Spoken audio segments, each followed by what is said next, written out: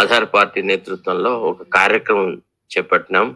అదేంటంటే supreme court లోపల ఇప్పుడు ఈ కొన్ని కేసులు పెండింగ్ లో ఉన్నాయి.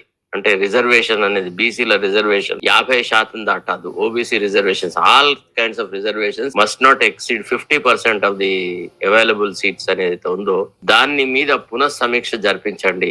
దాని గురించి పునరాలోచన చేయండి. మొన్న కావేరీ విషయంలో కూడా ఎట్లయితే మీరు కావేరీ తీర్పును కొన్ని సామాజిక మాధ్యమాలు, కొంతమంది సంఘ సంస్కర్తలు, కొంతమంది ఇతరత్ర వాళ్ళు ఇది ప్రకృతికి ధ్వంసం చేసే తీర్పుగా ఉంది, కావేరీ తీర్పును మీరు పునఃసమీక్షించండి అంటే సుప్రీంకోర్టు ఇమ్మీడియట్ గా దాన్ని టేకప్ చేసేసింది.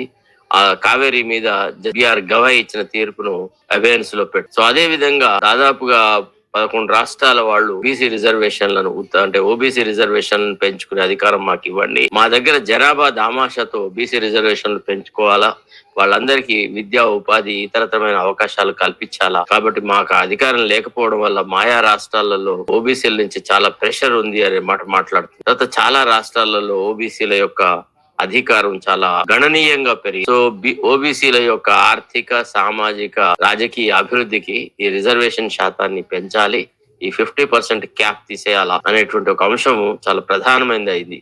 లార్జర్ బెంచ్ కంటే 11 జడ్జెస్ బెంచ్ కి ఇచ్చేసేసి ఈ జడ్జిమెంట్ ను పునఃసమీక్షించేలాగా చేయాలా అనేటువంటి ఒక కార్యక్రమంలో భాగంగా చాలా మంది బీసీ నాయకులను కలవడం జరిగింది. జస్టిస్ ఈశ్వరయ్య గారిని కలిసాము, వారి అభిప్రాయాలు తీసుకున్నాము. వారు కూడా కొంత అంటే ఇట్లా సాధ్యం అవుతుందా అనే అనుమానాల మధ్యనే పెద్దవాడు కాబట్టి మాకు తమ ఆశీర్వాదాన్ని డిక్లేర్ చేసినాడు.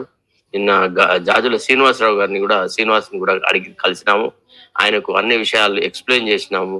ఆయన అన్నాడు, నేను సంపూర్తిగా నా మద్దతు ఇస్తానన్నా, నేను ప్రేక్షకుడిగా అంటే ఒక పిటిషనర్ గా ఉంటాను, మీరు ఇంత గొప్పగా ఒక ఆలోచన చేస్తే ఇట్లాంటి ఆలోచనకు మేము మద్దతుగా నిలబడతామని అన్నారు. తర్వాత ఇదే వరుస లోపల ఇంకా కొంతమంది కలిసే ప్రయత్నం చేస్తా ఉన్నాం.